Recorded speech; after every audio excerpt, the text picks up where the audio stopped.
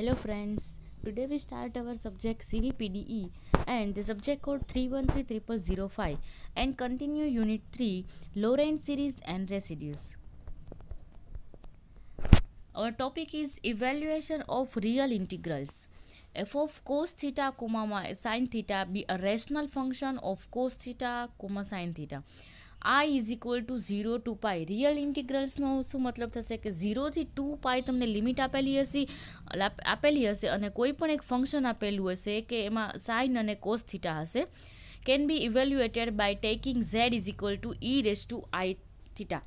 z is equal to હવે તમને cos theta અને સાઇન થીટાવાળું જ્યારે ફંક્શન આપેલું હશે ત્યારે તમારે z is equal to e raise to i theta લેવાનું છે. પણ તમારે એમાં z આપેલું નહીં હોય તો કઈ રીતે, તો કે z is equal to e raise to i theta એટલે કે dz ઇઝ ઇક્વલ ટુ શું લેવાનું, i into e raise to i theta into D theta. હવે તમે યાદ કરો આપણે આગળના લેક્ચરમાં રેસિડ્યુવાળા એક્ઝામ્પલ કરતા હતા કે જેમાં તમને શું આપે તો કોઈ પણ એક તમને ક્વેશ્ચન હોય તો એમાં mode z is equal to 1 કે mode z is equal two 2 કે 3 કે એ ટાઈપના કોઈ પણ એક્ઝામ્પલ હતા. હવે આમાં તમને એવું આપેલું નથી. અહીંયા શું કીધું છે 0 થી 2 પાઈ. તો જ્યારે 0 થી 2 પાઈ હોય ત્યારે તમારે શું સમજવાનું, એને આપણે કન્વર્ટ કરીએ જ્યારે ઝેડમાં ત્યારે એને શું સમજવાનું, mode Z is equal to 1 એટલે કે યુનિટ સર્કલ આપણે એને સમજવાનું છે. એટલે કે ઝેડથી એની ઉપરના કોઈ પોઈન્ટ હોય 2 કે 3 તો એ બધા છે આપણે શું કહી શકશું, આઉટસાઇડ ધ સર્કલ એવું કહી દેવાનું જ્યારે તમારે એને આપણે એક્ઝામ્પલ કરતા હોય ત્યારે એના માટે વાત છે. તો અત્યારે 0 થી 2 પાઈ લિમિટ આપેલી હોય અને કોસ થીટા સાઇન થીટા હોય ત્યારે આખા એક્ઝામ્પલને ઝેડમાં કન્વર્ટ કરવાનું છે. તો એના માટે એક્ઝામ્પલ યાદ રાખવાનું છે કે એના માટે ખાસ તમારા બે ફોર્મ્યુલા યાદ રાખવાની છે, કોસ થીટા અને સાઇન થીટા. તો z is equal to e raise to i theta હોય તો dz ઇઝ ઇક્વલ ટુ શું થાય, બંને બાજુ ડેરિવેટિવ કરો તો i into e raise to i theta theta. ફરી i e raise to i theta આવ્યું તેની જગ્યાએ તમે શું લખી શકશો, z એટલે કે iz d થીટા.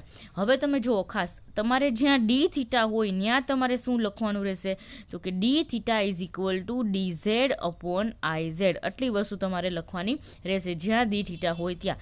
અને જ્યાં સાઇન હોય ત્યાં કોસ હોય ત્યાં એ બંને માટે તમારે એક ફોર્મ્યુલા યાદ રાખી લેવાની, cos theta is equal to 1/2 z plus 1 upon z and sin theta is equal to 1 upon 2i bracket z minus zi. કોની મદદથી આપણે કર્યું તો કે આ બંને ફોર્મ્યુલા હાઇપરબોલિકની જે ફોર્મ્યુલા છે એનો આપણે યુઝ કર્યો છે 1 upon 2i z minus 1 upon z. તો એક્ઝામ્પલ સ્ટાર્ટ કરીએ. Evaluate 0 to 2 pi 1 upon 2 plus cos theta whole square D theta. હવે આમાં તમને ક્યાંય એવું નથી કીધું રેસિડ્યુની મદદથી કરો, પણ તમારે જ્યારે ઇવેલ્યુએટ કરીને કીધું હોય ત્યારે તમારે હંમેશા કોનો યુઝ કરવાનો રહેશે, રેસિડ્યુ થિયરમની મદદથી આપણે ફાઇન્ડ કરશું. પણ રેસિડ્યુ થિયરમ હંમેશા કોમ્પ્લેક્સ નંબર જો હોય તો જ આપણે એનો યુઝ કરી શકીએ. તો સૌથી પહેલાં આ જે આખું ફંક્શન છે 1 upon 2 plus cos theta whole square એને કોમ્પ્લેક્સમાં કન્વર્ટ કરીએ એટલે cos theta is equal two આપણે આગળ ફોર્મ્યુલા યાદ રાખી હતી 1/2 z plus 1 upon z and d theta is equal to dz upon iz. હવે ચેન્જીસ કરીએ તો આપણે cos થીટાની જગ્યાએ શું લખી નાખ્યું છે 1/2 z પ્લસ 1 upon z અને d થીટાની જગ્યાએ લખી નાખ્યું છે dz upon iz. હવે આપણે સિમ્પ્લિફાઈ કરશું આ z પ્લસ 1 upon z એટલે z આપણે મલ્ટીપ્લાય કરશું સામે સાઈડ એટલે શું થશે z into z square plus 1 upon z plus 2. ફરી આપણે 2z છે એને કમ્બાઈન કર્યા છે બંનેનો એ છેદ છે એટલા માટે આ સ્ટેપ આવ્યું. હવે આ જે છે 1 upon અહીંયા zi, તો આ જે z હતું અહીંયા ડિનોમિનેટરમાં લીધું છે અને આ જે કોન્સ્ટન્ટ છે એને આપણે શું લીધું છે 12. ઝેડને તમે 12 મૂકી શકો નહીં, શું કામ, કેમ કે આપણે એનું ઇન્ટિગ્રેશન કરવાનું હોય, ઝેડની આપણે ખાસ જરૂર હોય. કોન્સ્ટન્ટ આપણે 12 મૂકી દઈએ. સિમ્પ્લિફાઈ કર્યું અહીંયા આ જે છે 2z સ્ક્વેરનો હોલ સ્ક્વેર થશે એટલે શું થશે 4z સ્ક્વેર થશે. વળી 4 છે એ 12 લઈ લીધા અને z સ્ક્વેર અપોન z એટલે એક z કેન્સલ થાય છે. હવે z square plus 4z plus i એના તમારે પાર્ટ પાડવાના છે. એ કઈ રીતે તમે પાર્ટ પાડી શકો, તમારી પાસે ફોર્મ્યુલા છે ax square plus bx plus c જો હોય તો એનું રૂટ કેમ મળે -b plus or minus b square minus 4ac upon 2a. તો એમાં આપણે abcની વેલ્યુ પુટ કરો એટલે તમને આન્સર મળશે plus or minus -2 plus or minus √3. તો એ તમારું શું થશે, એક z માઇનસ z1 અને બીજું થશે z માઇનસ z2. એટલે આ રીતે આપણે તમે Z1 અને Z2ની વેલ્યુ અહીંયા મૂકશો એટલે તમને આ બે સ્ટેપ મળશે, Z+2 + √3 એન્ડ Z+2 - √3. હવે તમે જોશો તો આ બે જે છે 2 + √3 -2 + √3 એન્ડ -2 - √3 એ હવે મોડ Z = 1 વાળા સર્કલની અંદર આવે છે કે નહીં એ તમારે ચેક કરવાનું છે. અને રેસિડ્યુવાળી થિયરીમાં બે ફોર્મ્યુલા હતી, પહેલી સિમ્પલ પોલ માટે અને બીજી કઈ હતી, પહેલી સિમ્પલ પોલ માટે હતી અને બીજી કઈ હતી તો કે એ પોલ ઓફ ઓર્ડરવાળી હતી. તો પોલ ઓફ ઓર્ડરવાળી આમાં યુઝ થશે કેમ કે સ્ક્વેર છે એટલા માટે. ઓકે, તો હવે આગળ આપણે એક્ઝામ્પલ ગણીએ તો integrand has the second order pole. જો શું કીધું છે સેકન્ડ ઓર્ડર પોલ, તો તમારે કઈ ફોર્મ્યુલા યુઝ કરવાની રહેશે, 1/n-1 ફેક્ટોરિયલ વાળી જે ફોર્મ્યુલા હતી એ ડેરિવેટિવ વાળી. તો બે પોઈન્ટ છે Z1 અને Z2, આ મોડ Z વાળું આપણે સર્કલ ડ્રો કર્યું છે. -2 + √3, √3 એટલે શું થાય 1.43 જેવું થાય, તો એ તમે એડ કરો -2 + √3 એટલે એ ક્યાં આવશે તો કે અહીંયા આવશે. Z1 છે એ સર્કલની અંદર આવશે પણ -2 - √3 છે તો એ ક્યાં જશે તો કે એ સર્કલની ક્યાં જશે, બહાર વયું જશે આ બાજુ. તો Z1 છે એ સર્કલ એ તમે ગમે ત્યાં અહીંયા આવે તો પણ ચાલે, અહીંયા આવે તો પણ ચાલે, પણ સર્કલની અંદર હોવું જોઈએ. પણ સર્કલની બહાર જશે તો એના માટે આપણે રેસિડ્યુ ફાઇન્ડ કરવાનું નથી. તો આપણે એક જ રેસિડ્યુ ફાઇન્ડ કરવાનું રહેશે, કયા પોઈન્ટ માટે, -2 + √3 માટે. તો જ્યારે આપણે લિમિટ Z → Z1 કરશું ત્યાં આપણે લિમિટ કઈ લેશું, -2 + √3. Z1 is inside the circle and Z2 is outside the circle. Residue f of z, Z1 is equal to 1/n-1 factorial હતું તો n ની જગ્યાએ આપણે 2 મૂક્યા એટલે શું આવશે 2 - 1 એટલે 1 ફેક્ટોરિયલ. Z - Z1 નો સ્ક્વેર f of z આપણે શું કરશું તો કે f of z વાળી આપણી પાસે ફોર્મ્યુલા છે, f of z સોરી એ રકમમાં તમને આપેલું જ છે. આ આપણું f of z થાય, એમાં એક ફેક્ટર ઉડી જશે અને બાકીનો એક ફેક્ટર રહેશે. આ Z - Z1 વાળો જો હતો એ ઉડી જશે અને બાકીનો વધશે. હવે આમાં શું કર્યું આપણે તો કે d/dz છે એક 1 ટાઈમ્સ ડેરિવેટિવ કરવાનું છે. 2 જ્યારે હોય ત્યારે 1 ટાઈમ્સ ડેરિવેટિવ હોય. શું કામ, કેમ કે ત્યાં ફોર્મ્યુલા હતી n-1 અહીંયા હતું તો ત્યાં શું થઈ જશે 2 - 1 એટલે કે 1 ટાઈમ ડેરિવેટિવ થશે. તો ડિવાઇડનો રૂલ યુઝ કર્યો છે, છેદ એમનેમ અંશનું વિકલન માઇનસ અંશ એમનેમ છેદનું વિકલન છેદમાં છેદનો વર્ગ. સિમ્પ્લિફાય કરશું એટલે એક સ્ટેપ કેન્સલ થશે અને વધશે ક્યુબ વધશે અને બાકી ઉપર જે સ્ટેપ છે -z+2 √3 એમાં z → -2 + √3 મૂકશો એટલે આન્સર આવશે 4 અને ડિનોમિનેટરમાં પણ એમ જ રહેશે -2 + √3 કરશો એટલે 2 વાળું કેન્સલ થશે અને √3 વાળું સ્ટેપ વધશે એ 2 ટાઈમ્સ રહેશે એટલે ત્યાં કેવું થઈ જશે પાછું રેસ ટુ શું છે ક્યુબ છે એટલે 24 √3 કઈ રીતે થશે 2 √3 નો હોલ ક્યુબ એટલે કેટલા થશે √3 નો હોલ ક્યુબ એટલે શું થાય 3 √3 અને અહીંયા આવશે 2⁻³ એટલે 8 8 3 = 24 એટલે 24 √3 અને 1/6 √3 તો એ તમારું રેસિડ્યુ મળ્યું. હવે આપણે શું કરવાનું છે તો કે કોચીસ રેસિડ્યુ થિયરમ પ્રમાણે એને મલ્ટીપ્લાય બાય 2πi ત્યારે તમારી લાસ્ટ આન્સર મળશે. ખાસ કરીને જ્યારે તમને અહીંયા ઇન્ટિગ્રેશનની સાઇન કીધી હોય પછી 0 થી 2π લિમિટ હોય કે મોડ ઝેડ કીધું હોય બેમાંથી ગમે હોય પણ જ્યારે ઇન્ટિગ્રેશનની સાઇન હોય ત્યારે રેસિડ્યુવાળા થિયરમમાં ખાસ રેસિડ્યુના થિયરમનો યુઝ કરવાનો રહેશે. અહીંયા આવીને મૂકી નથી દેવાનું. એમાં શું કરવાનું છે તો કે કોચીસ ઇન્ટિગ્રલ થિયરમ પ્રમાણે 2πi ઇન્ટુ આ જે આવ્યું હોય એ ખાસ કરવાનું રહેશે. અને 4/i શેના કર્યા છે તો કે તમે જે સોલ્યુશન કરતા હતા એમાં આગળ કોન્સ્ટન્ટ હતો 4/i એ પણ ત્યાં લખવો પડે. તો 4/i અને બાકીનું જે છે સિમ્પ્લિફાય કર્યું તો આન્સર આવ્યો 4π/3 √3. ઓકે, નેક્સ્ટ એક્ઝામ્પલ હવે ઇવેલ્યુએટ સેમ એના જેવો છે ખાલી ઓનલી ફંક્શન ચેન્જ થયું છે 5 + 4 sin θ ની જગ્યાએ આપણે વેલ્યુ પુટ કરી dθ = dz/iz બધા ચેન્જીસ આપણે ઇન્ટિગ્રલની અંદર મૂકતા જઈએ તો શું થશે કોન્સ્ટન્ટ 1/i છે એ બહાર નીકળશે. અહીંયા સિમ્પ્લિફાય કરેલું છે ફરી ત્યાં સિમ્પ્લિફાય કરશો એટલે z ક્યાં જશે આ ઝેડની સાથે ઉપર જે ઝેડ હતો એની સાથે આના ડિનોમિનેટરને ઝેડ કેન્સલ થઈ જશે પણ ક્યારે કેન્સલ થશે અહીંયા સિમ્પ્લિફાય કરવું પડે પહેલાં ઝેડ આની સાથે મલ્ટીપ્લાય થાય અને આખાનો જ્યારે એક ડિનોમિનેટર આવે ત્યારે જ ઝેડ કેન્સલ થાય તો એ આપણે સિમ્પ્લિફાય કર્યું એટલે 5z - 2iz² + 2i આવ્યું અને પછી ઝેડવાળો આપણે પાર્ટ જે છે હંમેશા કેવું હોય પોલિનોમિયલ z² પછી z અને પછી 1 એવું હોય તો z² વાળું ટાઈમ આપણે કેવું લખશું પહેલાં લખશું પણ i અંદર પહેલાં શું કર્યા છે મલ્ટીપ્લાય કરી દીધા છે એટલે 2i² છે i² એટલે -1 અને ફરી આ માઇનસ છે એટલે પ્લસ થઈ જશે તો એ ઓટોમેટિકલી ત્યાં પ્લસ થઈ ગયું અને હવે ફરી પાછું Z1 Z2 ની વેલ્યુ મેળવવાની છે. આપણે આગળના એક્ઝામ્પલમાં કર્યું હતું સેમ એ જ રીતે. ABC એટલે A એટલે Z² નો કોફિશિયન્ટ, B એટલે Z નો કોફિશિયન્ટ એન્ડ C એટલે લાસ્ટ ટર્મ. તો બધી વેલ્યુ પુટ થઈ જાય પછી તમને Z1 અને Z2 મળશે. એને આપણે શું કરવાનું છે, Z માઇનસ Z1 અને Z માઇનસ 2i. આવું તમે ક્યારે લખી શકો?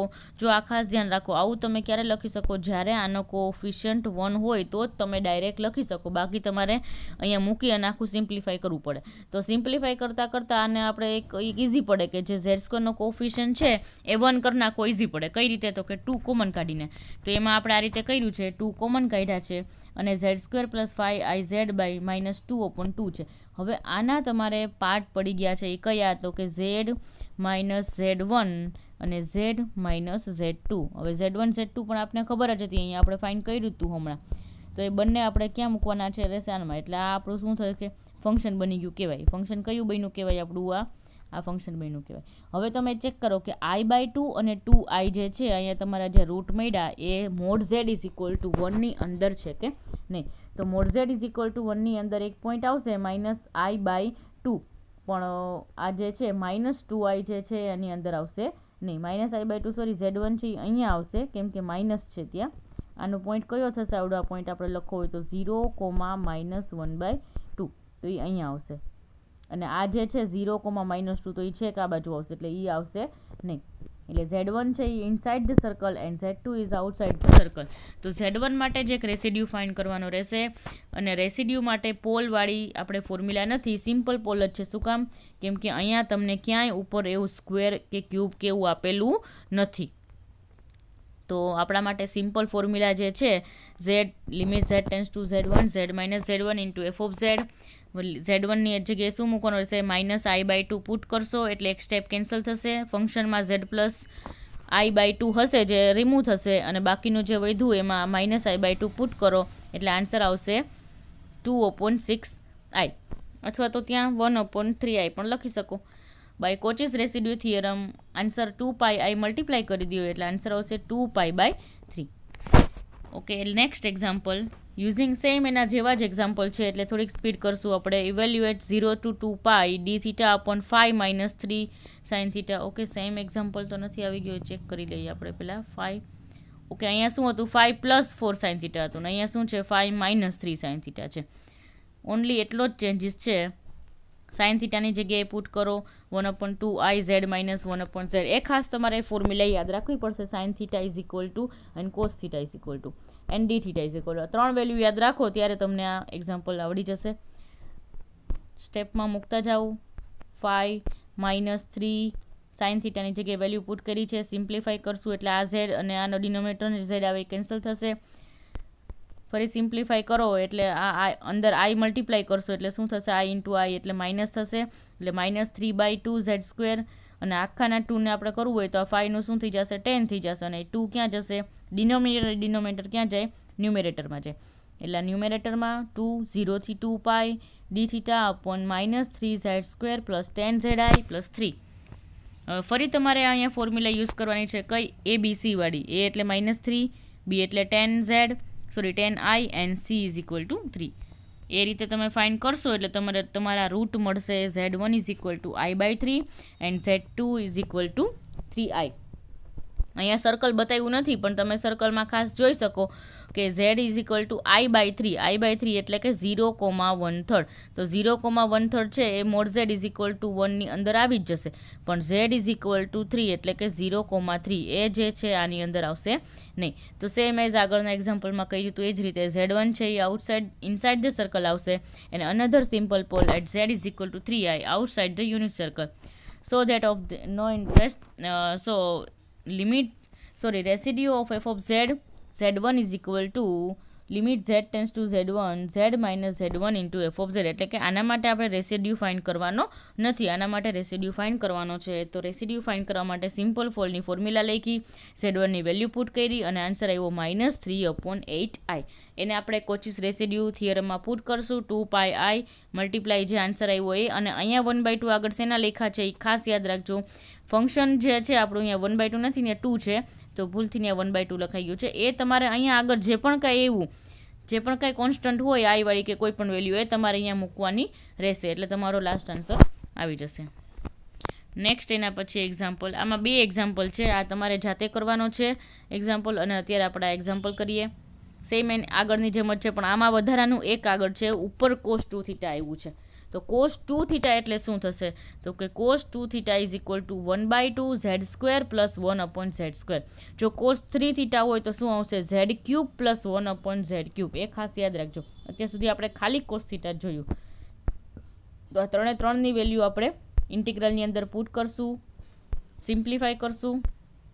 અહીંયા સિમ્પ્લિફાય કરું એટલે z ઇન્ટુ z² પ્લસ 1 થશે, અને -3/2 છે, અને અહીંયા આપણે આઈને અંદર મલ્ટીપ્લાય કરશું એટલે શું થશે? -3z² plus 10i - 3. ઉપર z² પ્લસ 1/z² એમ છે, અને આનો જે ડિનોમિનેટરમાં 2 આવે અને આનો ડિનોમિનેટરમાં 2 આવે, એ બંને શું થશે? કેન્સલ થશે. આગળ સિમ્પ્લિફાય કરશું, આ z² ઇન્ટુ z² એટલે z⁴ પ્લસ 1 અપોન z. આ જે છે ડિનોમિનેટરનો એ z² ફરીથી ક્યાં આવશે? નીચે આવશે, અને અહીંયાથી આપણે -3 કોમન કાઢ્યા છે એટલે આગળ આવી ગયા છે. હવે આમાં તમારે શું કરવાનું છે? ફરી એ જ ફોર્મ્યુલા a, b અને c ની વેલ્યુ કરીને -b plus or minus b² - 4ac/2a કરી અને રૂટ ફાઇન્ડ કરી લો. આના માટે તો આપણે રૂટ ખબર જ છે, કયો છે? તો કે z - 0નો સ્ક્વેર થશે, એટલે 0 જે છે એ mod z is equal to 1 ની અંદર આવશે. તો ટોટલ તમને કેટલા મળશે? 1. આના તમે જ્યારે ઓલી -b plus or minus b² - 4ac/2a એ રૂટ ફાઇન્ડ કરશો એટલે z1ની વેલ્યુ કેટલી મળશે? 1/3 મળશે, એન્ડ z2ની વેલ્યુ કેવી મળશે? 3 મળશે. એ તમારે ચેક કરી લેવાનું જોઈને. તો 1/3 અને 3, તો આ 1/3 છે એ ઇનસાઇડ ધ સર્કલ આવશે, અને 3 જે છે એ આઉટસાઇડ ધ સર્કલ. અને આના માટે કયો પોઈન્ટ આવશે? તો કે z ઇઝ ઇક્વલ ટુ 0 આવશે. 0 પણ કેવો થશે? ઇનસાઇડ ધ સર્કલ આવશે, પણ એમાં સ્ક્વેર છે એટલા માટે શું થશે? Pole of order 2 at z3 is equal to 0. તો તમારે 2 માટે રેસિડ્યુ ફાઇન્ડ કરવા પડશે. એક તો આના માટે રેસિડ્યુ ફાઇન્ડ કરવો પડશે, અને એક તો આના માટે રેસિડ્યુ ફાઇન્ડ કરવો પડશે. ઓકે, તો residue of f of z1 is equal two limit z tends to z1 z minus z1 into f of z minus z1 વાળો જે સ્ટેપ છે એ કયો છે? તો કે z માઇનસ 1/3. એ કેન્સલ થશે, બાકીનું જે વધે એ લખેલું છે, અને એમાં 1/3 પુટ કરવાનું છે. જ્યાં z હોય ત્યાં શું મૂકવાનું છે? 1/3. અને સિમ્પ્લિફાય કરશો એટલે આન્સર આવશે -41/12. અને એ જ રીતે અહીંયા શું છે? બીજો રેસિડ્યુ આપણે ફાઇન્ડ કરવાનો તો કયો છે? તો કે z ઇઝ ઇક્વલ ટુ 0, એટલે કે z2ની વેલ્યુ કેવાય લેવાની છે? 0. અને પોલ ઓફ ઓર્ડર 2 છે એટલા માટે ડેરિવેટિવ આવશે 1 ટાઈમ ડેરિવેટિવ વાળી ફોર્મ્યુલા. તો એ 1 ટાઈમ ડેરિવેટિવ આપણે કરશું, અને એનો આન્સર આવશે 10/3. તો આ બંનેનો શું થશે?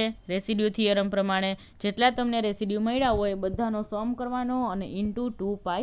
તો by residues Cauchy's residue theorem answer આવશે 2π/3. આ 2π/3 હું કામ લખ્યું છે? કેમ કે 2πi હોય ત્યાં, અને અહીંયા છે -1/3i. i કેન્સલ થશે એટલા માટે ત્યાં 2π/3 છે. અને બાકી આન્સર આવ્યો અહીંયા બંનેમાં જે છે -41/12 પ્લસ 10/3, અને સિમ્પ્લિફાય કરશો એટલે આન્સર આવશે પાઈ અપ. અહીંયા 2πi ભૂલથી ફરીથી લખાઈ ગયા છે, અને π/18.